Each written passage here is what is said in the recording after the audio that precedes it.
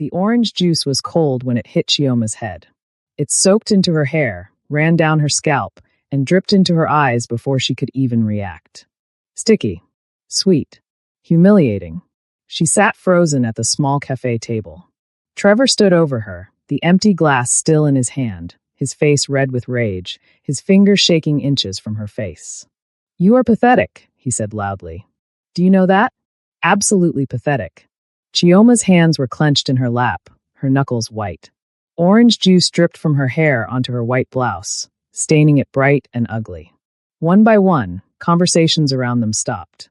The cafe went silent. In the far corner, a man in a dark gray suit paused mid-sip of his tea. The cup froze halfway to his mouth as he looked up. "I have wasted 3 years of my life on you," Trevor continued. 3 years trying to make you into someone worth being with.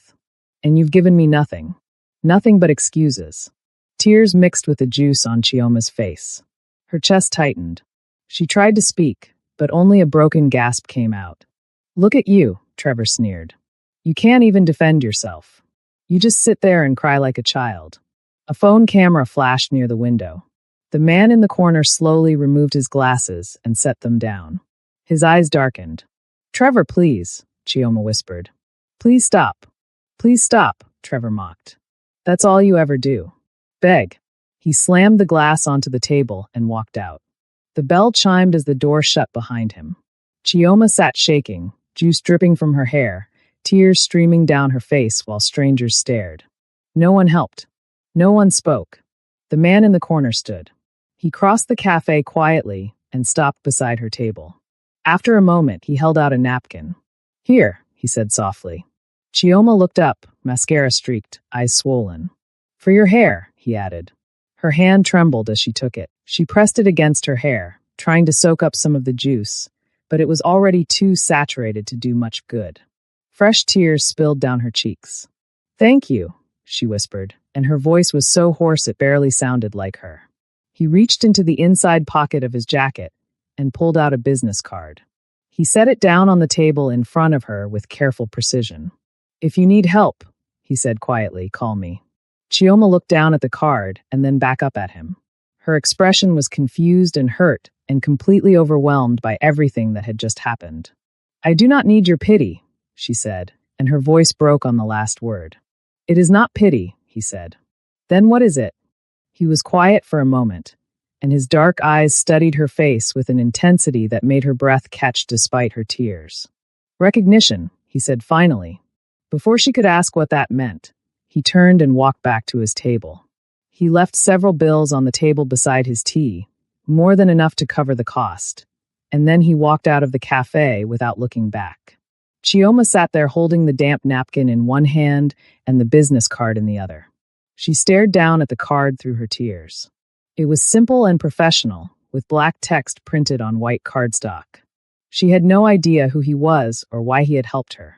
But something about the way he had looked at her, like he actually saw her as a person and not just a spectacle to gawk at, made her chest ache in a way that had nothing to do with Trevor's cruelty. She stood up on legs that felt like they might give out at any moment. She could feel everyone still staring at her, could hear the whispers starting up again now that the stranger had left. She shoved the business card into her pocket and ran toward the door, leaving the soaked napkin on the table behind her. Behind her, the cafe slowly returned to normal. People went back to their conversations and their meals. The moment was already fading from their minds, becoming just another piece of drama they would tell their friends about later. But for Chioma, it was the worst moment of her life so far. And for Shin Dae-young, walking down the street with his hands in his pockets, it was the moment everything changed. The next morning arrived gray and overcast. Shin Dae-young sat behind his large desk on the 42nd floor of a gleaming office building in the financial district. The office was spacious and modern, with floor-to-ceiling windows that offered a panoramic view of the city skyline. Expensive abstract art hung on the walls, and the furniture was all sleek and minimal, chosen more for its ability to intimidate than for comfort. But Shin Dae-young was not paying attention to any of that this morning. His mind kept drifting back to the woman in the cafe, to the way she had looked so small and broken while everyone around her did nothing but watch. His phone buzzed on the desk in front of him. He glanced down at the screen and saw a message from Park, one of his most trusted men. He's here. Shin Dae-young pressed the button on his desk intercom without taking his eyes off the window. Send him in. The door to his office opened a moment later. Park entered first, his footsteps heavy on the hardwood floor. He was a solid man in his late 30s with a scar running down the left side of his face from his temple to his jaw. He stepped to the side and gestured for the person behind him to enter. Trevor walked into the office with hesitant steps. His eyes went wide as he looked around at the expensive furnishings and the stunning view. He was wearing jeans and a wrinkled button-down shirt, and his hair looked like he had not bothered to comb it this morning. There were dark circles under his eyes that suggested he had not slept well. "Mr. Shin," Trevor said, and his voice was uncertain and a little shaky. "I got your message saying you wanted to see me." Shin Dae-young gestured to the chair positioned across from his desk. "Sit down. Before we continue, can I ask you to do me a favor? If you have not watched part 1 yet, please go back and watch it first. The link is pinned in the comment section below. You will be missing the entire wedding scene where Trevor humiliated Chioma at the altar, threw the ring at her, and walked out in front of 300 people. You will miss how Shin Dae-young walked into that church like he owned it and announced he would marry her instead. Trust me, you need that context for what is about to happen next. Also, drop a comment below and let me know where you are watching from. Hit that like button if you are enjoying this story so far, and subscribe to the channel because I promise you this story is about to get very interesting. The twists, the revelations, the drama that is coming will have you on the edge of your seat. Now let us continue. Trevor hesitated for a moment, clearly unsure of what was happening, and then he crossed the room and sat down in the indicated chair. He perched on the very edge of it like he was preparing to bolt at any second. Park closed the door with a quiet click and then took up a position beside it. He crossed his arms over his chest and stood there like a statue, his face completely blank. Shin Dae-young said nothing for a long moment. He just looked at Trevor, letting the silence stretch out until Trevor started to shift uncomfortably in his seat. "Do you remember who I am?" Shin Dae-young asked finally. Trevor swallowed hard enough that his Adam's apple bobbed visibly. "I know who you are. I know that I owe you money. You owe me $150,000. Shin Dae-young said, and his voice was calm and matter-of-fact, like he was discussing the weather. Plus interest that has been accumulating for the past 8 months. The total is now $173,000. Trevor's face went pale, all the color draining from his cheeks in an instant. "I am working on getting it together. I swear I am. I just need a little more time to." "You have been saying that for 8 months now," Shin Dae-young interrupted. I know, but I have a plan now. I am going to get the money. I just need maybe another month or two to." "You were at the Spring Street Cafe yesterday afternoon," Shin Dae-young said, cutting him off again. Trevor blinked, clearly thrown off by the sudden change of subject. "What?" "The cafe on Spring Street. Yesterday afternoon around 2:30. You were there with a woman." Recognition dawned on Trevor's face, and his expression shifted from confusion to defensiveness in an instant. "What does that have to do with anything? That is my personal business." "You poured orange juice on her head." Trevor's jaw tightened, and his hands gripped the armrests of the chair. "That is none of your business. She deserved it. You humiliated her in front of a room full of people," Shin Dae-young continued, and though his voice remained calm, there was an edge to it now, sharp and cold. "You called her pathetic. You told her she was worthless. You made her cry while strangers recorded it on their phones. She has been driving me crazy for months," Trevor said, and his voice rose slightly in volume. "Always nagging me about stupid things. Always complaining. I finally had enough, and I told her the truth." Shin Dae-young's expression did not change at all, but something flickered deep in his eyes. Something dark and dangerous. "What is her name?" he asked. "Why do you care about any of this? What is her name?" Shin Dae-young repeated, and though he did not raise his voice, the command in it was unmistakable. Trevor hesitated, then said, "Chioma." Shin Dae-young nodded slowly. "Chioma. And you are planning to marry her in 3 weeks." Trevor's eyes widened in shock. "How do you know that? How do you know anything about my wedding?" I make it my business to know things about the people who owe me money, Shin Dae-young said. You sent out invitations 2 months ago. You booked St. Mary's Church. You have already paid deposits on the flowers and the catering. I still do not understand what my wedding has to do with my debt, Trevor said. Shin Dae-young leaned back in his chair and steepled his fingers together. I am going to make you an offer. What kind of offer? I am going to forgive your debt. All of it. $173,000. Gone completely. Trevor's mouth fell open. He stared at Shin Dae-young like he was trying to determine if this was some kind of joke. You are serious right now? Completely serious. What is the catch? There has to be a catch. You walk away from Chioma, Shin Dae-young said, and his voice was flat and final. You cancel the wedding. You break up with her. You disappear from her life completely and permanently. Trevor stared at him in stunned silence for several long seconds. You want me to leave her? Yes. Why would you possibly care about my relationship? Do you love her? Shin Dae-young asked instead of answering. The question seemed to catch Trevor completely off guard. He opened his mouth, then closed it again. He looked down at his hands. We have been together for 3 years. That is not what I asked you. Trevor shifted in his seat. She is a good person, I guess. But she can be really difficult sometimes. She does not always listen to what I tell her. She does not always do what I need her to do. So you do not love her. I did not say that, Trevor protested. You did not have to say it, Shin Dae-young said, and he leaned forward slightly. Let me be very clear with you, Trevor. You do not love that woman. You treat her like she is an inconvenience in your life. You humiliate her in public places. You make her feel small and worthless. Those are not the actions of someone who loves another person. Trevor's face flushed red. You do not know anything about us or our relationship. I know enough, Shin Dae-young said. I know that she deserves significantly better than what you are giving her.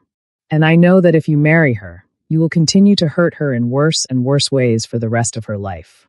So what? You are doing this out of the goodness of your heart. Trevor's voice was bitter now. You are trying to play the hero? I am giving you a simple business transaction, Shin Dae-young said calmly. Walk away from her, and your debt is completely forgiven.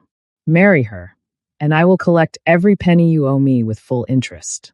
And I will make absolutely certain that you regret every single day you spend with her. The threat hung in the air between them, quiet but unmistakable. Trevor's hands were shaking now, where they gripped the armrests. He looked at Shin Dae-young with a mixture of fear and anger. You cannot just tell me who I can and cannot be with. That is not how this works. I am not telling you anything, Shin Dae-young said. I am offering you a choice. A business transaction. You are free to accept it or reject it.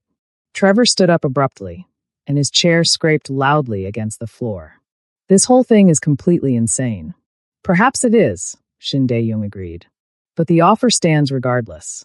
Take it or leave it. Trevor paced across the room toward the windows. He ran his hands through his hair, making it stick up even more.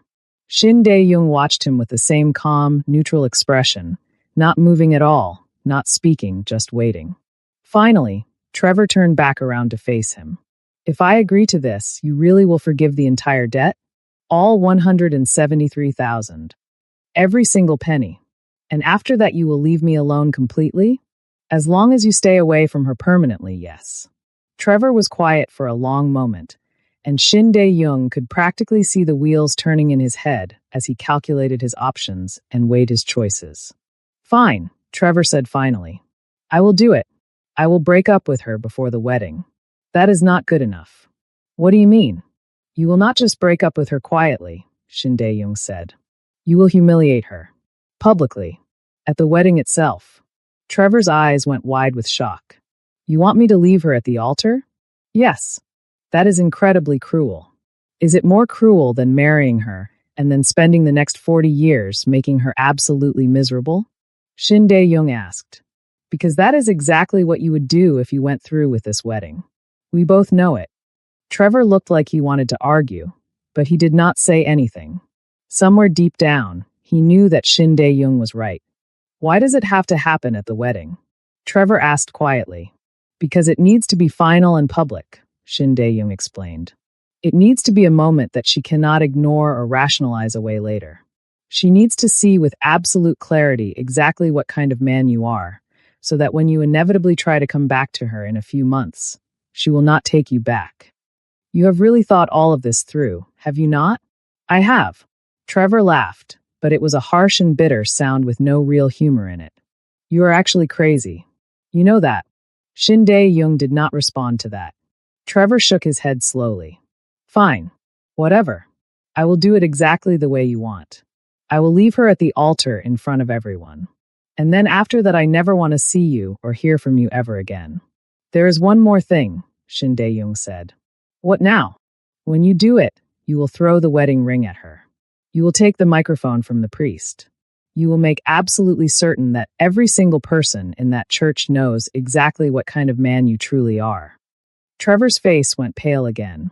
You want me to completely destroy her. I want you to set her free, Shin Dae-young said quietly. Trevor stared at him for a long moment, and then he turned and walked toward the door. He stopped with his hand on the handle and looked back over his shoulder. You are not really doing this for her benefit, are you? Trevor said. You are doing this for yourself. Whatever you have planned, it is not actually about saving her from me. It is about something else entirely. Shin Dae-young met his gaze steadily and did not blink. Does it actually matter why I am doing it? Trevor stared at him for a moment longer, and then he shook his head and walked out of the office. The door closed behind him with a soft click. Park was still standing by the door. He cleared his throat. Sir, if I may ask, what exactly are you planning to do after he leaves her? Shin Dae-young was quiet for a long moment, still looking at the closed door. Then he said, Something I should have done for someone else a long time ago. And what is that, sir? Make things right. Park nodded slowly. He had worked for Shin Dae-young for 7 years, and he had learned when to ask questions and when to simply accept what he was told. Shin Dae-young picked up his phone and dialed a number. It rang 3 times before someone answered on the other end. I need information on a woman, Shin Dae-young said into the phone. Her name is Chioma. I need to know everything about her. Where she works, where she lives, who her family members are, what her daily routine looks like. Everything. He paused, listening to the response. And I need one more thing, he continued. I need you to find out the exact details of her wedding. The location, the date, the specific time it starts. Get me all of that information as quickly as possible. Another pause. Good. Send everything to me as soon as you have it compiled. He ended the call and set the phone down on his desk. Then he did something he rarely allowed himself to do. He smiled. It was not a kind smile or a warm smile. It was the smile of a man who had just set a very specific plan into motion, and who knew that plan was going to change absolutely everything. 2 weeks passed in careful preparation. Shin Dae-young received the information he had requested within 3 days. Chioma worked at a marketing firm downtown. She lived in a small apartment on the east side of the city. Her parents lived 20 minutes away in a modest neighborhood. She had 2 sisters and a brother. She went to the same coffee shop every morning before work. She was organized and punctual, and from what his people could observe, she was still going through with the wedding despite what had happened at the cafe. That last detail confirmed what Shin Dae-young had suspected. She was rationalizing Trevor's behavior, making excuses for him, convincing herself it would not happen again. He had seen it before. He understood it, and he was going to make absolutely certain it stopped. The wedding invitation sat on his desk. Cream cardstock with elegant gold lettering. St. Mary's Church. 3 o'clock in the afternoon. He had stared at it for a long time after it arrived. Then he had made another phone call, this one to a lawyer he kept on retainer for situations that required discretion. I need a marriage license, Shin Dae-young had said. I need it to be completely legal and official in every way. But I need it to be ready in less than a week. That is impossible under normal circumstances, the lawyer had replied. I am aware. That is why I am calling you instead of going through normal circumstances. There had been a pause on the other end of the line. This will be expensive. Money is not a concern. Get it done. 3 days later, the license had been delivered to his office in a sealed envelope. He had opened it and reviewed every line carefully. Everything was in order. Everything was legal. All it needed was 2 signatures and a witness. But before any of that could happen, there was one more thing he needed to do. On the Saturday before the wedding, Shin Dae-young drove to the neighborhood where Chioma's parents lived. Park drove the car while Shin Dae-young sat in the back seat, watching the houses pass by through the tinted window. They were modest homes with small yards and cars parked in driveways. This was a neighborhood where people worked hard and saved carefully and hoped their children would have better lives than they had. The car pulled up in front of a pale blue house with white trim. There was a small garden in the front yard with roses that were just beginning to bloom. "Wait here," Shin Dae-young said to Park as he opened the car door. He walked up the front path and knocked on the door. He could hear movement inside the house, footsteps approaching. The door opened to reveal a tall man in his late 50s with graying hair and sharp, intelligent eyes. He looked Shin Dae-young up and down with obvious suspicion. "Can I help you?" the man asked. "My name is Shin Dae-young," Shin Dae-young said. "I need to speak with you about your daughter Chioma. It is urgent." The man's expression darkened immediately. "What about my daughter? May I come inside? This is not a conversation that should happen on your doorstep." The man hesitated for a long moment, clearly trying to decide if this stranger was a threat. Then he stepped aside and gestured for Shin Dae-young to enter. The inside of the house was warm and lived in. Family photos covered the walls in mismatched frames. There was a comfortable-looking couch with a handmade blanket draped over the back. Everything about the space spoke of love and care and years of building a life together. A woman appeared from the kitchen, wiping her hands on a dish towel. She stopped when she saw Shin Dae-young standing in her living room. Her eyes went wide with confusion. "Who is this?" she asked her husband. "He says he needs to talk about Chioma," the man replied. The woman's hand flew to her chest. "Is she hurt? Did something happen?" "She is not hurt," Shin Dae-young said quickly. "At least not physically. But I need to speak with both of you about her upcoming wedding." The man gestured to the couch. "Sit down, and then you can explain what this is about." They all sat down, Chioma's parents on the couch, and Shin Dae-young in the armchair across from them. He took a moment to gather his thoughts, to figure out exactly how to explain what he was about to tell them. "Your daughter is getting married in 1 week to a man named Trevor," he began. "We know that," Chioma's mother said. "We are her parents. We have been helping her plan the wedding for months." "Then you should also know what kind of man he is," Shin Dae-young said. Chioma's father frowned deeply. "What are you talking about? What do you know about Trevor?" "I know that he is abusive," Shin Dae-young said bluntly. "Not just physically, but emotionally. He tears her down. He makes her feel worthless. He humiliates her in public." Chioma's mother's face went pale. "How do you know this? Who are you?" Shin Dae-young described what he had witnessed at the cafe 2 weeks earlier. He told them about the orange juice, about the cruel words, about the way everyone had watched and done nothing. He watched their faces as he spoke, saw the shock and anger and guilt bloom across their features. "Why are you telling us this?" Chioma's father asked when Shin Dae-young had finished. His voice was tight with barely controlled emotion. "Because Trevor owes me a significant amount of money," Shin Dae-young said. $173,000 to be exact. "And I have made him a deal. I will forgive his entire debt if he walks away from your daughter." Chioma's mother stood up abruptly. "You are paying him to leave her?" "I am giving him a way out of a debt that would otherwise destroy him," Shin Dae-young corrected. "And in exchange, I am removing him from your daughter's life permanently." "But he agreed to this?" Chioma's father asked. "He did. He will walk away from her at the wedding itself. He will humiliate her in front of everyone. It will be brutal and it will be public, but it will also be final. She will see exactly who he is, and she will not take him back when he tries to return." Chioma's father stood up as well, his hands clenched into fists at his sides. "You want us to just stand by and let our daughter be humiliated in front of 300 people.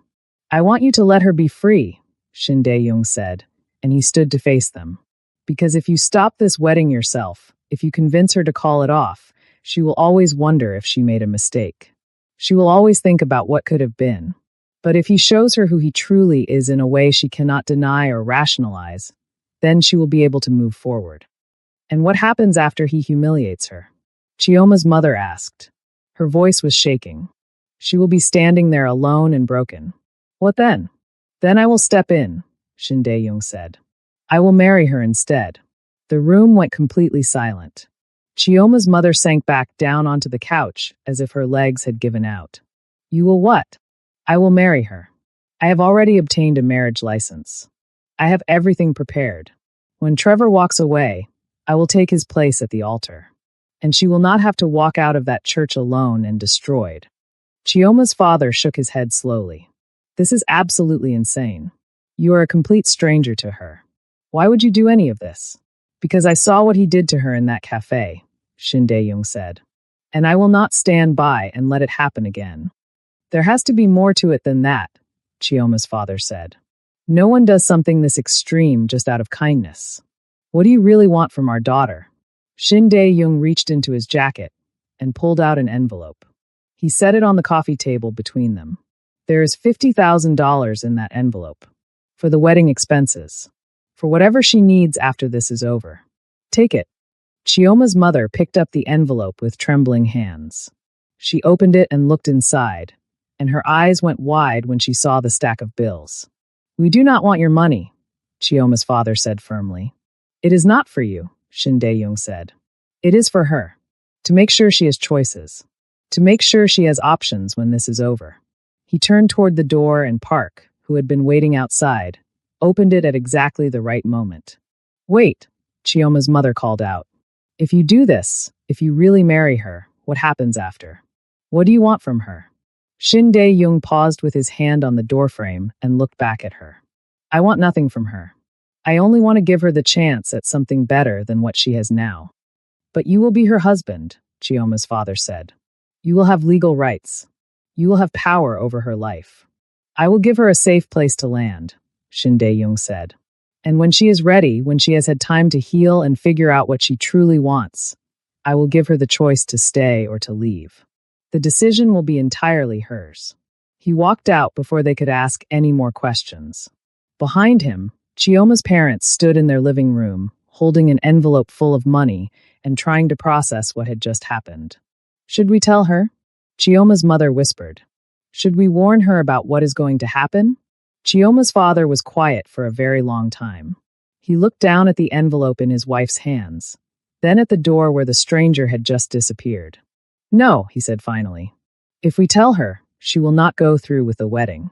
She will cancel it herself to avoid the embarrassment. And then she will spend months or years trying to work things out with Trevor, convincing herself that he can change. She needs to see the truth. She needs to have her eyes opened in a way that she cannot ignore. But that man Shin Dae-young, Chioma's mother said. We do not know him. We do not know what he really wants from her. I know, her husband said. But did you see his eyes when he talked about what happened at the cafe? Did you see the way his hands shook when he described it? What are you saying? I am saying that whatever his reasons are, I think he genuinely wants to help her. And right now, that might be the best option we have. Chioma's mother looked down at the money again. This feels wrong. All of this feels wrong, her husband agreed. But sometimes wrong is the only path to right. They stood there together in silence, both of them hoping desperately that they were making the right choice, both of them knowing they would not find out until it was far too late to change course. The next 7 days passed slowly for Shin Dae-young. He went through his normal routines, attended his usual meetings, handled his business affairs with his typical efficiency. But his mind was always partially elsewhere, always thinking about what was coming, always preparing for the moment when everything would change.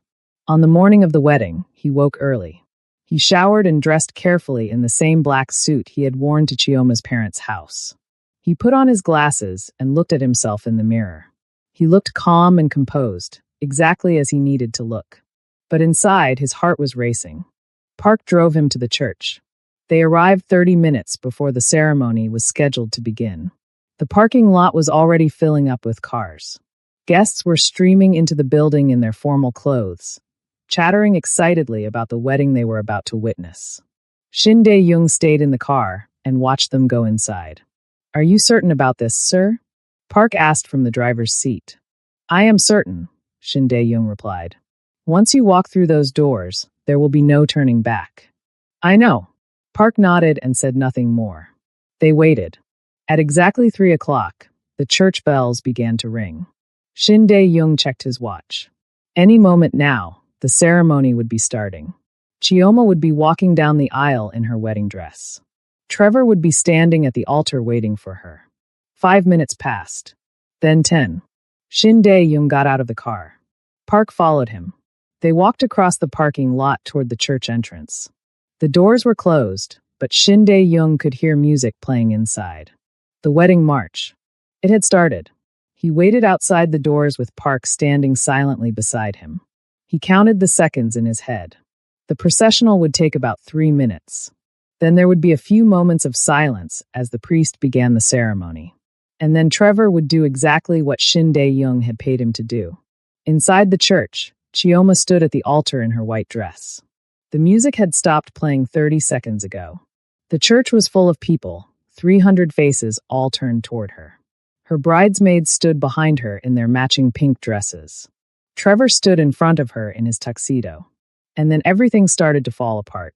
6 months later, Chioma was standing in the living room of the penthouse she now shared with Shin Dae-young.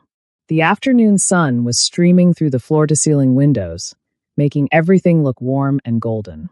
She had been folding laundry when the doorbell rang, which was unusual because most people had to be cleared by security downstairs before they could even get to the elevator. She walked to the door and looked through the peephole. Her blood turned to ice. Trevor was standing in the hallway. She opened the door but kept the chain lock engaged. "What are you doing here? How did you even get up here?"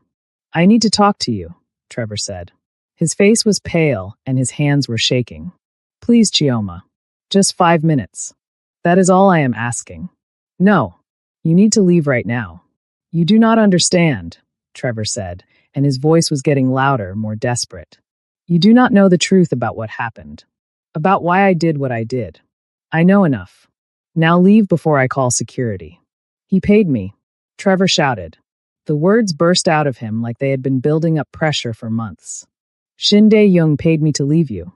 He orchestrated the entire thing." Chioma felt the world tilt sideways. "What did you just say?" "He paid me to walk away from you," Trevor said, speaking rapidly now. "He threatened me. He said if I did not humiliate you at the wedding, he would destroy me. He had it all planned out. The marriage license, everything. He manipulated both of us." Chioma's hands started shaking where they gripped the door. "You are lying." "I am not lying. I swear to God, I am not. I owed him money. I do not even remember anymore. But he wanted you from the beginning. He saw you at that cafe, and he decided he was going to have you no matter what it took." The elevator dinged behind Trevor. Shin Dae-young stepped out into the hallway. He stopped when he saw Trevor standing at his door. His expression went dark, and something dangerous flashed in his eyes. "You need to leave," Shin Dae-young said. His voice was quiet, but it carried a weight that made Trevor take a step backward. "Right now." "I am telling her the truth," Trevor said. "She deserves to know what you did." "The truth?" Shin Dae-young took a step forward. "The truth is that you are an abusive coward who was destroying her piece by piece. I gave you money to walk away from someone you did not deserve. That is the truth. You manipulated everything." Trevor shouted. "You paid me to humiliate her. You planned the entire wedding disaster." Chioma unlocked the chain and pulled the door open all the way. She looked between Trevor and Shin Dae-young, her heart pounding so hard she could feel it in her throat. "Is it true?" she asked Shin Dae-young. Her voice was shaking. "Did you pay him to leave me?" Shin Dae-young turned to look at her. For the first time since she had met him, he looked uncertain. Vulnerable. "Yes," he said quietly. The single word hit Chioma like a physical blow. She took a step backward into the apartment. "You planned all of this? I saw what he was doing to you at that cafe. I could not let it continue. So you decided to play God with my life?" Chioma's voice was rising now, tears starting to stream down her face. "You decided that you knew what was best for me? I was trying to help you. By manipulating me? By lying to me for 6 months." "I never lied to you," Shin Dae-young said, but his voice lacked conviction. "You never told me the truth." Chioma shouted. "That is the same thing. You let me believe that you just happened to be there that day. That you just decided to help me out of kindness. But you planned it. You orchestrated everything.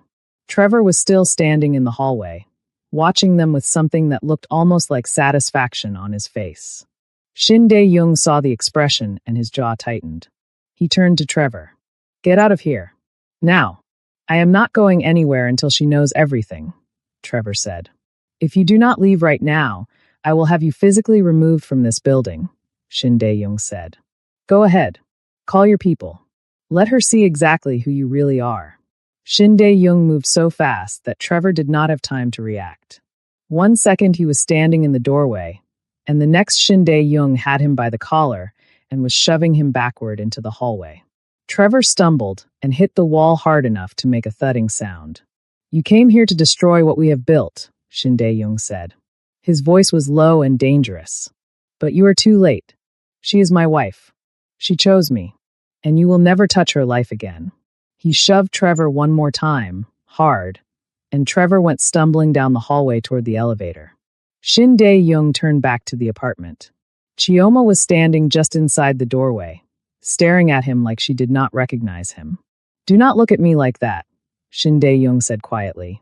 Like what? Like you are afraid of me. Maybe I should be afraid of you, Chioma said. Her voice was trembling with emotion. Maybe I should have been afraid from the very beginning. I do not even know who you are. You do know me. No. I know the version of you that you wanted me to see. I do not know the man who manipulates people and threatens them and orchestrates entire scenarios just to get what he wants. Shin Dae-young took a step toward her, and she took a step back. The movement was instinctive, and she saw the way it made him flinch. Everything I did to protect you, he said. I did not ask you to protect me. Chioma shouted. I did not ask you to save me. You took away my choice. Your choice was to marry a man who was destroying you. That was my choice to make, not yours. They stood there staring at each other across the entryway. The air between them felt charged and dangerous, like a storm about to break. Why? Chioma asked finally, and her voice broke on the word. Why did you really do it? And do not tell me it was just to save me. There has to be more to it than that. Shin Dae-young was quiet for a long moment. When he finally spoke, his voice was barely above a whisper. Because when I saw you in that cafe, sitting there with juice in your hair while everyone watched and did nothing, I saw myself. Chioma's breath caught in her throat. What do you mean? I saw every moment I have ever felt small, Shin Dae-young said. His hands were clenched into fists at his sides. Every moment I have been humiliated.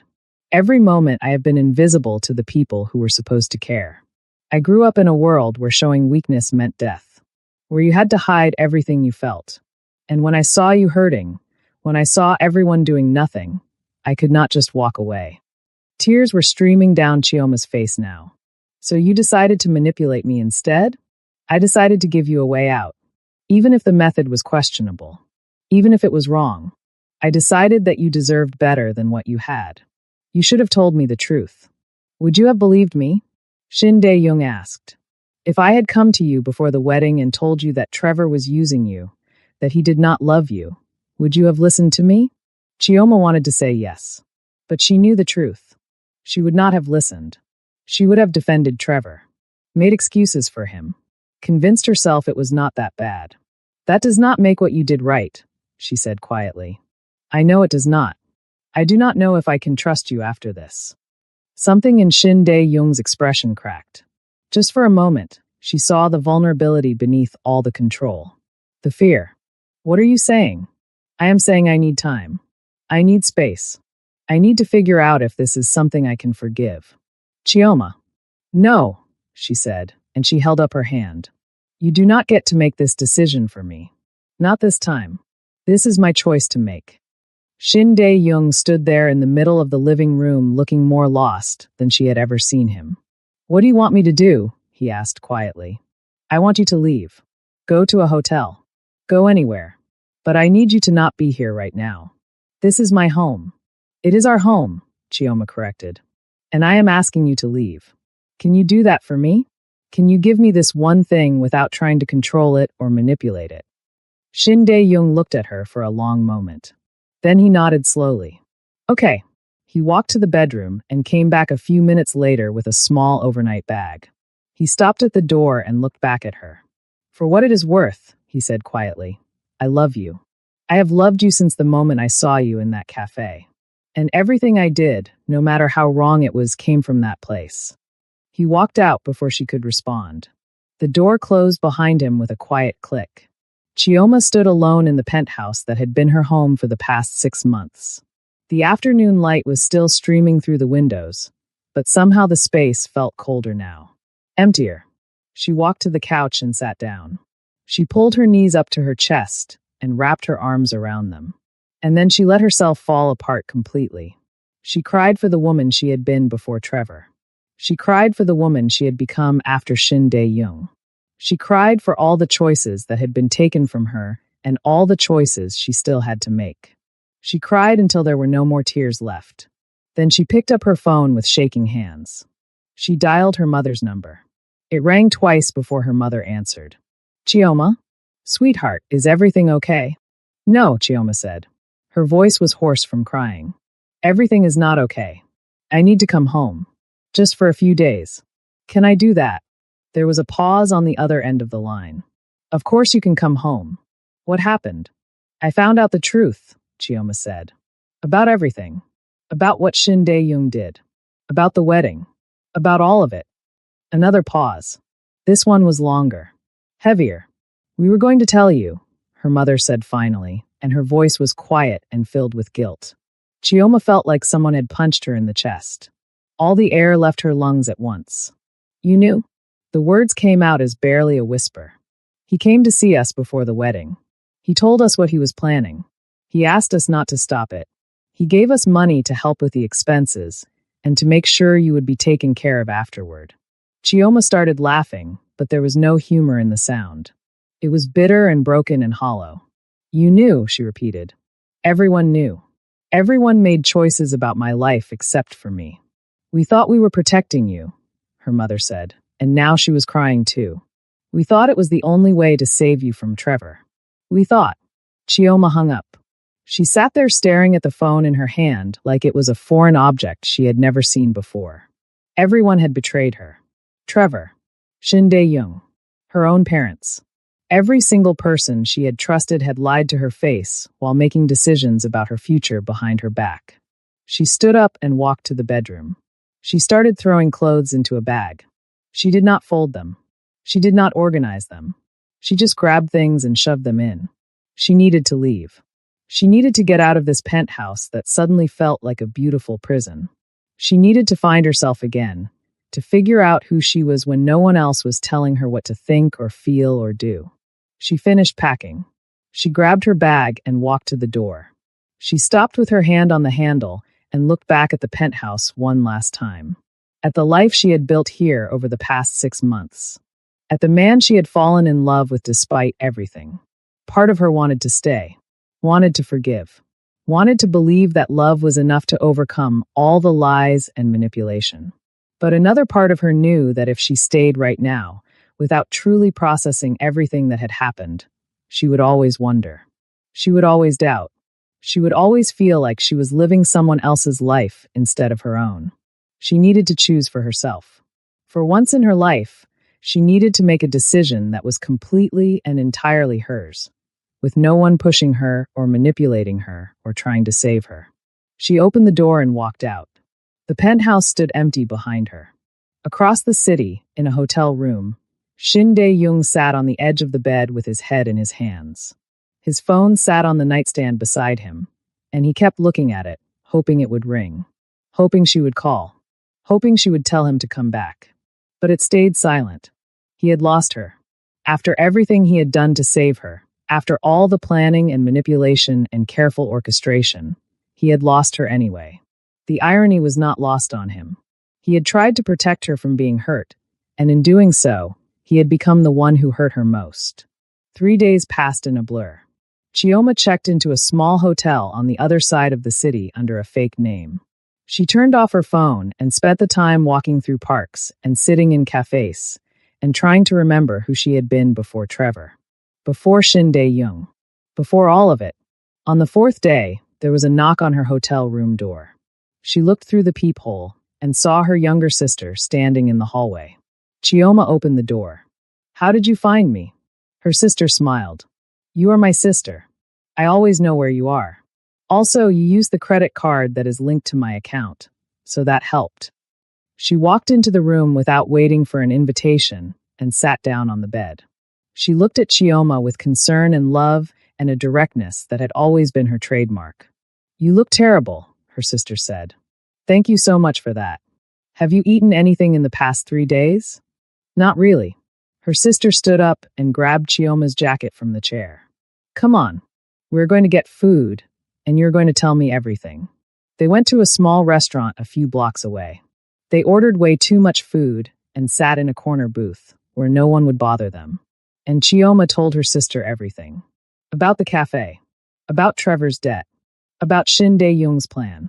About her parents' involvement. About the lies and the manipulation and the betrayal that seemed to come from every direction. Her sister listened without interrupting, which was unusual for her.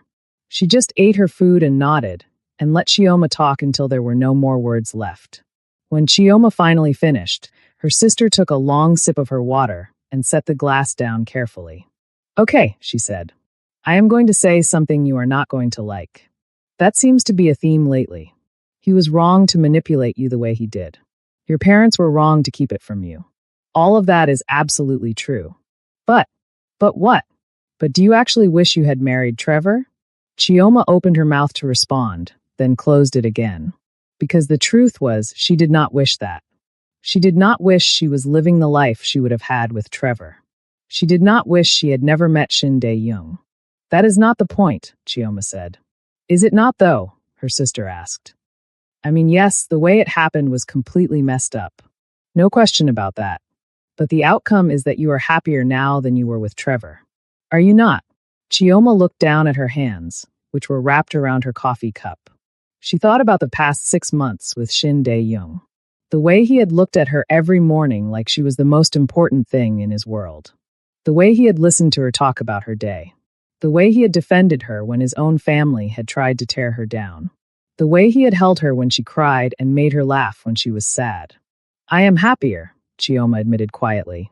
But that does not mean what he did was right. No, it does not, her sister agreed. But it also does not mean you have to throw everything away because of how it started. How can I trust him after this? Can you trust yourself? Her sister asked. Chioma looked up. What do you mean? You spend so much energy worrying about whether other people are lying to you or manipulating you. But the real question is whether you can trust yourself. Can you trust your own judgment about who he is now? Not who he was 6 months ago when he made those questionable choices, but the man you have been living with. The man you fell in love with. Can you trust yourself about him? Chioma was quiet. The question settled over her like a weight. Her sister reached across the table and took her hand. I am not saying you have to forgive him right away. I am not saying you have to go back. But I am saying that you cannot spend the rest of your life running from every relationship just because it did not start perfectly. Nothing starts perfectly. And sometimes the best things come from the messiest beginnings. What if I go back and he hurts me again? Then you leave, her sister said simply. But at least you will know. At least you will have given it a real chance based on your own choice, not based on fear or anger or someone else's manipulation. They sat in silence for a moment, and then her sister squeezed her hand. Whatever you decide, I am here. I am on your side. Always. Okay. Chioma nodded, not trusting herself to speak. That night, back in her hotel room, Chioma turned her phone back on for the first time in days. The screen lit up with notifications. 47 missed calls. Most of them from Shin Dae-young. 17 voicemails. She listened to the first one. Chioma, it is me. Please call me back. I just want to know that you are safe. The second one. I am sorry. I know that does not fix anything, but I am sorry. The third one. I am not asking you to forgive me. I am just asking you to let me know you are okay. Please. She skipped ahead to the most recent voicemail, which had come in this morning. I understand if you do not want to see me again. I understand if this is over. But please just send me a message. Just let me know you are alive. That is all I am asking. His voice sounded broken, defeated. Nothing like the controlled, confident man she had come to know. Chioma sat on the edge of the hotel bed with the phone pressed to her ear, and she felt something shift inside her chest. She thought about everything her sister had said. About trust. About choice. About not running away from something good just because it had a messy beginning. She picked up her phone and typed out a message. I am okay. I need a few more days. But I am okay. She hit send. 3 seconds later, her phone rang. It was him. She answered. Chioma. His voice was rough, like he had not slept in days. Where are you? I am safe. That is all you need to know right now. Are you coming back? She was quiet for a long moment. I do not know yet. She could hear him take a shaky breath on the other end of the line. Okay, he said quietly. Okay, I can accept that. I need you to answer something honestly for me. Anything. If you could go back and do it all differently, would you? Shin Dae-young was silent. She could hear him breathing, could almost feel him thinking through his answer carefully. No, he said finally. I would not. Chioma's chest tightened. Even knowing it would hurt me? I would do it differently, Shin Dae-young clarified. I would tell you the truth sooner. I would give you more agency in the decisions. I would be honest from the beginning. But would I still intervene to save you from Trevor? Yes. Every time. I would do it every single time. Why? Because I cannot watch someone I care about be destroyed and do nothing about it. That is not who I am. Even if it costs me everything. Even if it costs me you. Chioma closed her eyes. Tears slid down her cheeks. I do not know if that makes you noble or just controlling, she said quietly. Probably both, he admitted. Despite everything, she almost smiled. I am going to hang up now, she said. Okay, but I will call you tomorrow. She could hear the relief in his voice. Okay, Dae-young. Yes, I do love you. I am still angry. I am still hurt. But I do love you. There was a long pause. Then his voice quiet and raw with emotion. I love you too. She hung up and lay back on the bed. She stared at the ceiling and let the tears fall. She did not know what she was going to do. She did not know if she could forgive him. She did not know if they had a future together. But for the first time in days, she felt like maybe she could breathe again. 5 more days passed. Chioma spent them thinking, walking, talking to her sister, processing everything that had happened, trying to figure out what she truly wanted when all the anger and hurt and betrayal were stripped away. On the 10th day after she had left, she went back to the penthouse. She did not tell Shin Dae-young she was coming. She just showed up with her bag and her key. She unlocked the door and walked inside. Shin Dae-young was sitting on the couch. He had papers spread out on the coffee table in front of him, and he looked like he had not slept properly in days. There were dark circles under his eyes. His shirt was wrinkled. His hair was messy.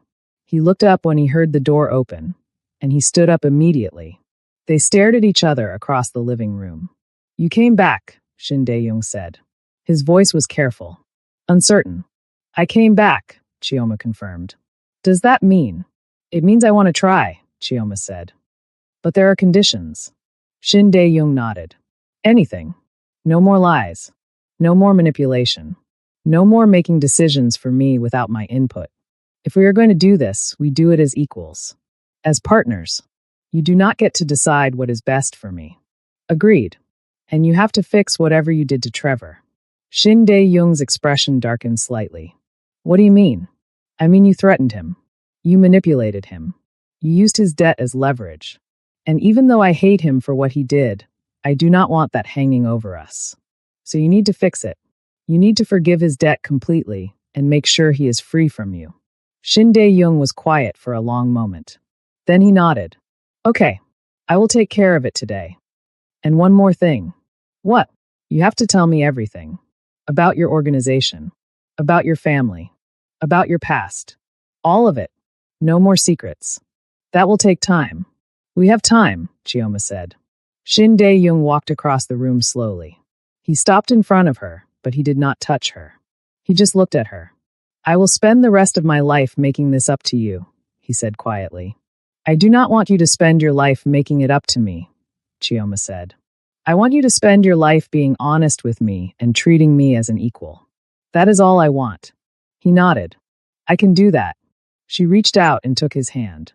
He looked down at their joined hands like it was the most precious thing in the world. Like he had thought he would never get to hold her hand again. I missed you, he said quietly. I missed you too. He pulled her into his arms then, and she let him. She wrapped her arms around him and held on tight. They stood there in the middle of the living room for a long time, just holding each other. It was not fixed. It was not perfect. There was still so much they needed to work through. But it was a start, and sometimes a start was enough. Over the next 3 months, Shin Dae-young kept every promise he had made. The first thing he did was call Trevor. Chioma was sitting in the living room when he made the call, and Shin Dae-young put it on speaker so she could hear everything. He told Trevor that the debt was completely forgiven, that there would be no more threats, and that as long as Trevor stayed away from Chioma, they would never have contact again. Trevor had been silent for a long moment, and then he had said a quiet thank you and hung up. Chioma never heard from him again. The second thing Shin Dae-young did was tell her everything. They started couples counseling at Chioma's request. It was her idea, and Shin Dae-young had been skeptical at first, but he had agreed because he had promised to listen to her. They sat in a small office once a week with a therapist who specialized in relationship trauma, and they talked about trust and control and how to build something healthy out of such a complicated beginning. But the real conversations happened at home, late at night when they were sitting on the couch or lying in bed.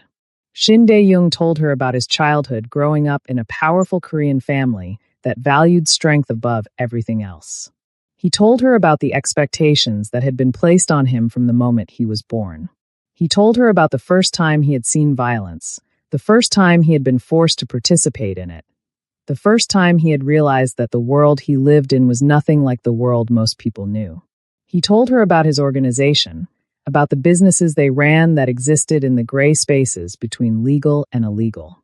He told her about the gambling operations and the import businesses that did not always go through proper channels. He told her about the protection rackets and the money laundering and all the things he had done to build his empire. He told her about the people who worked for him, about their loyalty and their code. He told her about Park, who had saved his life twice and who he trusted more than anyone else in the world. He told her about the others who had been with him for years, who had chosen to follow him even when it meant putting their own lives at risk. And he told her about his family. His father was the head of one of the oldest and most powerful Korean crime families in the country.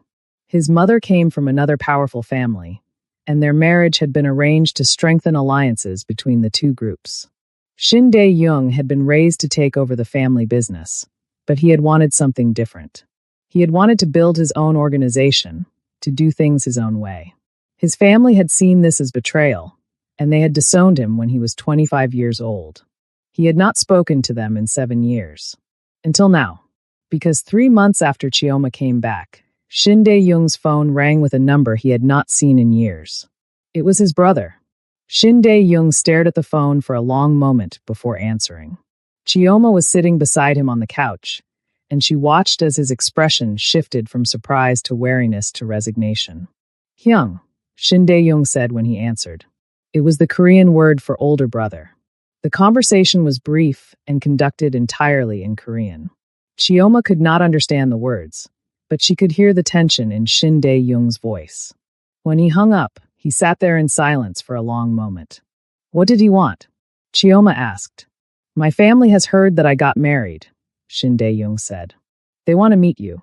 Chioma felt her stomach drop. Your family? The ones who disowned you? Yes. Why do they want to meet me now? Because in their world, marriage is about power and alliances. They want to see who I chose and whether that choice affects their position. What happens if we say no? Shin Dae-young looked at her, and there was something heavy in his expression. Then it will be seen as an insult. And in my world, insults have consequences. What kind of consequences? The kind that could put both of us in danger. Chioma took a deep breath. So we do not really have a choice. We always have a choice, Shin Dae-young said. But some choices come with higher costs than others. They talked about it for hours. Shin Dae-young explained exactly what meeting his family would mean, what kind of people they were, what she should expect. He warned her that they would not accept her easily, that they would see her as beneath their family's status, that they would say things designed to hurt and belittle her. I will be there beside you the entire time, he promised. And if they cross a line, we leave. I do not care what the consequences are. Chioma nodded slowly. Okay, I will meet them. The dinner was arranged for the following week at an exclusive restaurant that normal people could not even make reservations at. Chioma spent days preparing, trying to figure out what to wear, how to act, what to say. Shin Dae-young coached her on Korean customs and etiquette, but he also told her to be herself. They will try to make you feel small, he said. Do not let them. You are my equal in every way, and I will make sure they understand that. The night of the dinner arrived too quickly. Chioma wore a simple black dress that was elegant without being flashy. She kept her jewelry minimal. Shin Dae-young wore a perfectly tailored suit, and they drove to the restaurant in silence, both of them preparing for what was coming. The restaurant had a private room reserved for them. Security stood at the door, and they were escorted inside by a host who treated Shin Dae-young with a deference that bordered on fear. 3 people were already seated at the table when they arrived. Shin Dae-young's father sat at the head of the table. He was in his late 60s with gray hair and eyes that looked like they had seen too much and forgiven too little. He was wearing an expensive suit, and everything about him radiated cold authority. His mother sat to his father's right. She was perfectly put together, from her hair to her makeup to her designer dress. Her posture was impeccable, and her face showed no emotion whatsoever. Shin Dae-young's brother sat across from their mother. He was a few years older than Shin Dae-young, and they looked similar enough that Chioma could see the family resemblance immediately. But where Shin Dae-young's eyes sometimes softened when he looked at her, his brother's eyes were hard and calculating. Father, mother, Hyung, Shin Dae-young said, and he gave a small formal bow. This is my wife, Chioma. Chioma bowed as well, exactly the way Shin Dae-young had taught her. None of them stood up. None of them smiled. Sit, Shin Dae-young's father said, and it was clearly a command, not an invitation. They sat down at the only 2 empty chairs. Shin Dae-young's hand found Chioma's under the table and gave it a reassuring squeeze. The first part of the dinner was filled with polite small talk that felt anything but polite. They discussed business and politics and things that Chioma had no context for. She stayed quiet, eating her food carefully and watching the dynamics play out around her. And then Shin Dae-young's mother turned her attention directly to Chioma. So, she said, and her voice was pleasant, but there was ice underneath it. Tell us about your family, Chioma. What do they do? My father is an accountant, Chioma said. My mother is a teacher. How ordinary, his mother said, and the word was clearly meant as an insult. Shin Dae-young's hand tightened around Chioma's under the table, but she squeezed back, silently telling him she could handle this. They are good people who work hard, Chioma said calmly. I am very proud of them. And what do you do? Shin Dae-young's brother asked. I work in marketing. He made a small sound that might have been a laugh. Marketing. How ambitious. She is very good at what she does, Shin Dae-young said, and there was an edge to his voice that had not been there before. I am sure she is, his mother said. But it is hardly the kind of background we would have chosen for our son. It is a good thing it is not your choice then, Shin Dae-young said. The temperature in the room seemed to drop several degrees. His father set down his glass very deliberately. You forget yourself, Dae-young. I forget nothing. You disowned me 7 years ago, remember? Which means my choices are no longer your concern. You are still part of this family whether you like it or not, his father said. And your actions reflect on all of us. My marriage to Chioma reflects nothing except my own happiness. His mother laughed, and it was a cold, brittle sound. Happiness. How very American of you. How very weak. That was when Chioma spoke up, surprising even herself. I am sorry if my presence here offends you, she said. Her voice was calm, but there was steel underneath it. But I love your son, and he loves me. We are building a life together based on honesty and mutual respect. You can either accept that or not, but you do not get to make us feel ashamed of it. Shin Dae-young's mother's eyes narrowed dangerously. You have quite a mouth on you for someone in your position. I have a voice, Chioma corrected, and I am not afraid to use it. Shin Dae-young's brother actually smiled at that, though it did not reach his eyes. She has spirit. I will give her that. Spirit is not the same as respect, his father said. He looked at Chioma with barely concealed contempt. You do not belong in our world, girl. You are a distraction. A phase. And when my son comes to his senses, you will be discarded like the mistake you are.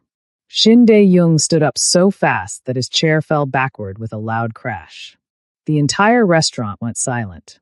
Do not speak to her that way, Shin Dae-young said. His voice was low and dangerous in a way that Chioma had never heard before. I will speak however I want, his father said, not standing, not showing any sign that he was intimidated. Then we are done here. Shin Dae-young held out his hand to Chioma. Let's go. Chioma took his hand and stood up. They started walking toward the door together. If you walk out that door, you are making a choice, his father called after them. You are choosing her over your family, over your legacy, over everything you were born to be. Shin Dae-young stopped. He turned back to look at his father, and there was something final in his expression. I made that choice the day I married her, he said. And I would make it again. Every single time. He led Chioma out of the private room, through the restaurant, and out into the cool night air. They walked to the car in silence. Shin Dae-young opened the door for her, and she slid into the passenger seat. He got in the driver's side and just sat there for a moment, his hands gripping the steering wheel so tightly that his knuckles turned white. Are you okay? Chioma asked quietly. I am okay, he said, but his voice was tight. Are you? I am okay too. He started the car and pulled out into traffic. They drove in silence for a while, both of them processing what had just happened. They really hate me, Chioma said finally. They do not know you. If they knew you, they would see what I see. Chioma smiled sadly. I do not think that is true, but I appreciate you saying it. Shin Dae-young reached over and took her hand. I meant what I said in there. I choose you. Over them. Over everything. That is a lot of pressure to put on a person. It is not pressure. It is just the truth. They drove the rest of the way home in comfortable silence, their hands still linked together. But even as they pulled into the parking garage of their building, Chioma had a sinking feeling that the dinner had set something in motion. Something that was going to have consequences they could not yet see. She was right. 2 weeks later, Shin Dae-young came home looking more serious than she had ever seen him. He sat down on the couch and gestured for her to sit beside him. When she did, he took both of her hands in his. My organization has given me an ultimatum, he said without preamble. Chioma felt her heart start to race. What kind of ultimatum? Either I leave you, or I leave the organization. The words hung in the air between them. What?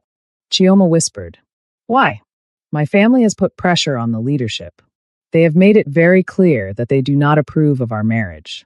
And the leadership does not want internal conflict between families. So they are forcing me to choose. And if you choose me, then I walk away from everything. The business, the money, the power, all of it. Chioma pulled her hands away from his. She stood up and walked to the window, looking out at the city below. Dae-young, you cannot do that. Why not? Because it is your whole life. It is everything you have built. No, Shin Dae-young said. He stood up and walked over to her. You are my life now. Everything else is just what I do to make money. But if you leave, will they not come after you? Will there not be consequences? Probably. Then we cannot do this. I cannot ask you to give up everything for me. You are not asking, Shin Dae-young said. I have already made my decision. I told them this morning. I am out. Chioma spun around to face him. You what? I told them I am leaving. I am done with the organization. I am done with that life. Where will we go? What will we do? I have been thinking about that, Shin Dae-young said. I have money saved that is completely separate from the organization. Investments that they cannot touch. We have enough to live comfortably for the rest of our lives without ever working again. But where would we live? We cannot stay here if your organization and your family are both angry with you. No, we cannot stay here, Shin Dae-young agreed. Which is why I think we should leave the country entirely. Chioma stared at him. Leave the country? I have been looking at properties in the United States. Specifically in Portland, Oregon. It is a city where we could disappear. Where we could start over completely. Where no one knows who we are or where we came from. You want to move to America? I want to go wherever you feel safe, Shin Dae-young said. If that is America, then that is where we go. If it is somewhere else, we go somewhere else. The location does not matter. What matters is that we are together and we are free from all of this. Chioma felt tears prick at the corners of her eyes. You would really give up everything? Your whole life here. My whole life here is built on violence and secrets and constantly looking over my shoulder. I would give that up in a heartbeat for a chance at something real with you. She threw her arms around him and held on tight. He wrapped his arms around her and buried his face in her hair.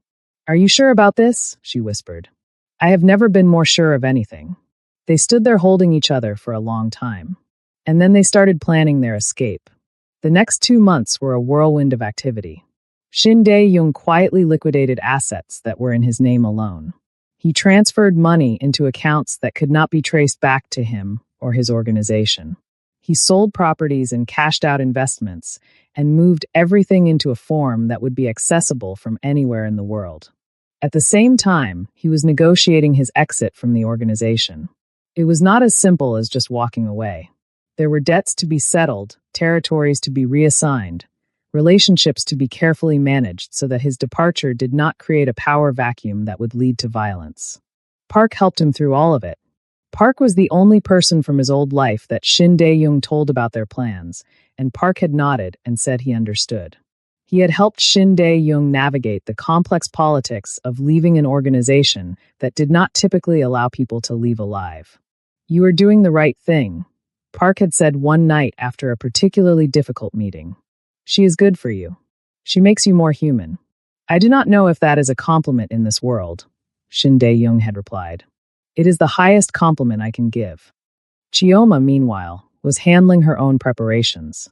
She quit her job at the marketing firm, telling them she was moving out of the country for personal reasons. She said goodbye to her friends, though she could not tell them the real reason she was leaving. She spent long hours with her family, trying to memorize their faces and their voices and the way they laughed. Her mother cried when Chioma told her they were moving to America. I am losing my daughter, her mother had said. You are not losing me, Chioma had promised. I will visit. We will video chat. You will always be part of my life. But they both knew it would not be the same. 3 months after Shin Dae-young had told his organization he was leaving, they boarded a plane to Portland, Oregon. They left in the middle of the night with just 2 suitcases each. Everything else they owned had either been sold or left behind. They were starting completely over, with nothing but each other and the money Shin Dae-young had managed to save. The flight was long and exhausting. Chioma slept for most of it, her head resting on Shin Dae-young's shoulder. He stayed awake, watching the clouds pass by outside the window and thinking about everything they were leaving behind. When they landed in Portland, it was raining. They took a taxi from the airport to the house that Shin Dae-young had purchased sight unseen based on pictures and a virtual tour. It was in a quiet neighborhood in the suburbs, a modest 2-story home with a small yard and neighbors who minded their own business. It was nothing like the penthouse they had left behind. It was smaller, simpler, and completely anonymous. It was perfect. They spent the first week just settling in. They bought furniture and kitchen supplies and all the small things that make a house feel like a home. They explored the neighborhood and found a coffee shop they liked and a grocery store that carried the ingredients they needed. And slowly, carefully, they started to build a new life. Shin Dae-young got a job consulting for legitimate businesses that needed help with security and risk management. It was boring compared to what he had done before, but it was legal and it paid well enough. Chioma started freelancing as a marketing consultant, working from home and building up a client base one project at a time. They were normal people living a normal life. It was strange at first. Shin Dae-young kept looking over his shoulder, kept waiting for someone from his old life to show up. But weeks passed, and then months, and no one came. His organization had let him go. His family had written him off. They were truly free. 6 months after they moved to Portland, Chioma realized she was pregnant. She had been feeling tired and nauseous for a few weeks, but she had attributed it to stress and the adjustment to their new life. But when she missed her period for the 2nd month in a row, she bought a pregnancy test from the pharmacy down the street. She took the test in the bathroom while Shin Dae-young was at work. When it came back positive, she sat on the edge of the bathtub and stared at it for a long time. She was pregnant. She was going to have a baby. She and Shin Dae-young were going to be parents. The thought was terrifying and exciting in equal measure. When Shin Dae-young came home that evening, Chioma was sitting on the couch with the pregnancy test hidden in her pocket. She had spent all day trying to figure out how to tell him, and she still had not come up with the right words. He walked in and immediately knew something was different. "What is wrong?" he asked. "Nothing is wrong," Chioma said. "I just have something to tell you."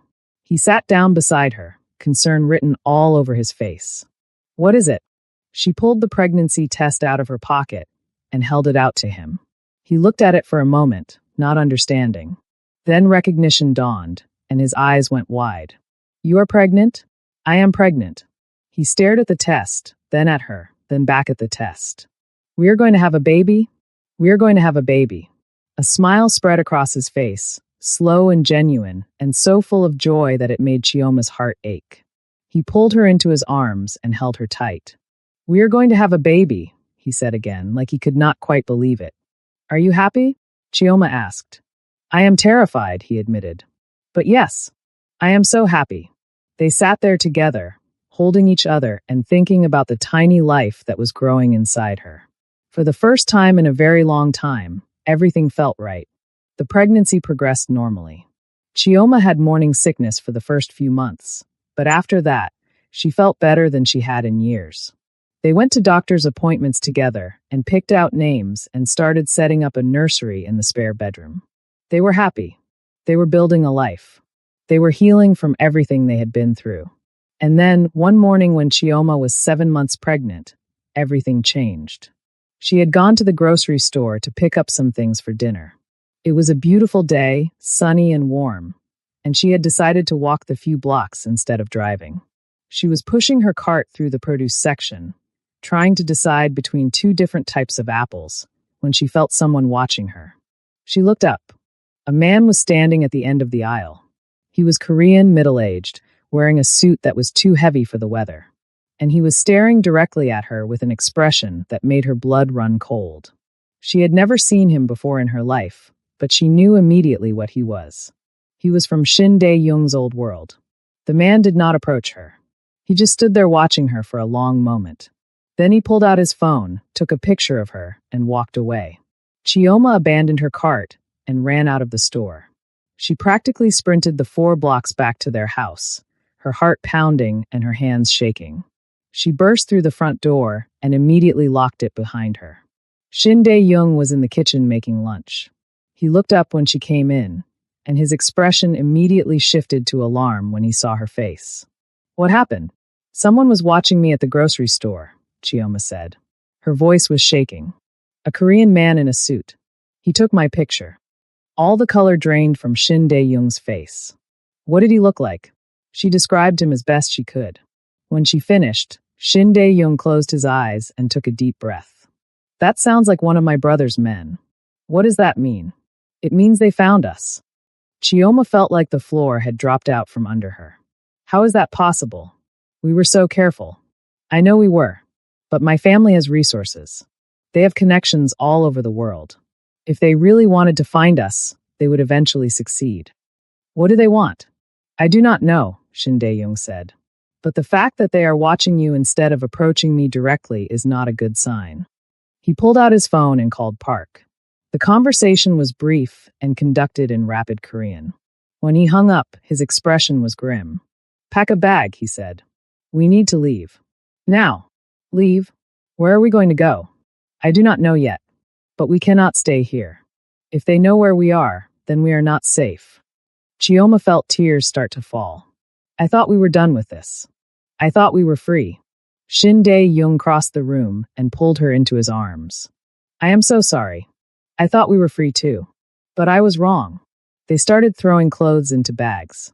Shin Dae-young was moving with the efficiency of someone who had done this before, someone who knew how to disappear quickly and completely.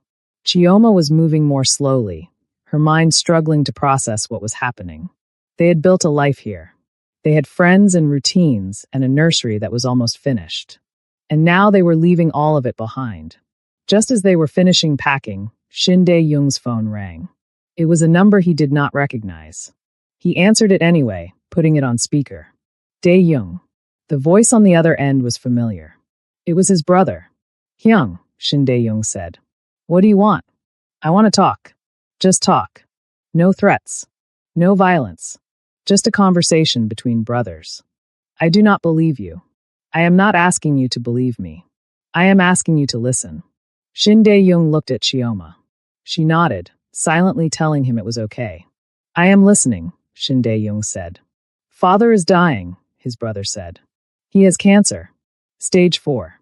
The doctors say he has maybe 3 months left. Shin Dae-young went very still. I did not know that. How could you? You have been gone for almost a year. But he is dying, and he wants to see you before he goes. He wants to make peace. I do not believe that for a second. Believe what you want, his brother said. But he is dying. And whatever you think of him, he is still your father. Do you really want him to die without seeing you one last time? Shin Dae-young was quiet for a long moment. And what about Chioma? What about my wife? He knows about her. He knows about the baby. He wants to meet them both. So he can insult her again? So he can tell her she is not good enough. So he can try to make amends before he dies. Shin Dae-young looked at Chioma again. She could see the conflict in his eyes. He did not want to go. He did not trust his family. But there was a part of him that still cared, that still wanted his father's approval even after everything that had happened. I will think about it, Shin Dae-young said finally. Do not think too long, his brother said. He does not have much time left. The line went dead. Shin Dae-young set the phone down on the table and put his head in his hands. Chioma walked over to him and put her hand on his shoulder. What do you want to do? I do not know, he said. His voice was muffled. Part of me wants to ignore this completely, to keep running and never look back. But another part of you wants to see your father one more time. Yes. Then we should go. He looked up at her. It could be a trap. It could be, Chioma agreed. But it could also be real. And if it is real, and you do not go, you will regret it for the rest of your life. What about you? What about the baby? I cannot put you in danger. We are already in danger, Chioma said. They found us. They know where we are. Running again is not going to change that. So maybe it is time to stop running and face this head on. Shin Dae-young stood up and cupped her face in his hands.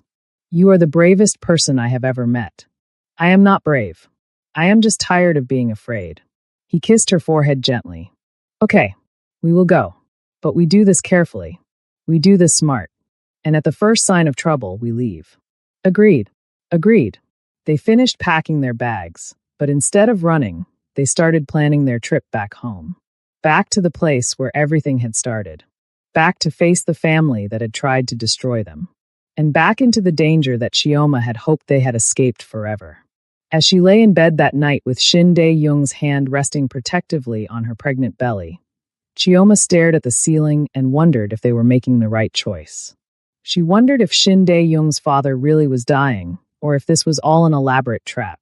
She wondered if they would make it back to Portland alive. She wondered if their baby would ever get to sleep in the nursery they had worked so hard to create. And most of all, she wondered if the past they had tried so hard to escape would finally catch up with them and destroy everything they had built. Thank you for staying with this story all the way to the end. Part 3 is coming, and I promise you it is going to be explosive. The family confrontation. The truth about whether his father is really dying, or if this is all a trap. What happens to the baby? Whether Trevor comes back. All of it gets answered, and the stakes have never been higher. But I need to know what you think. Was Shin Dae-young right to leave everything behind for Chioma? Is going back a trap, or is his father really dying? Should they have kept running, or are they right to face this head on? Comment below with your thoughts. Hit that like button if you want part 3. Subscribe so you do not miss it when it drops. Share this with anyone who loves a good romance with danger and complicated choices. I will see you in the next one.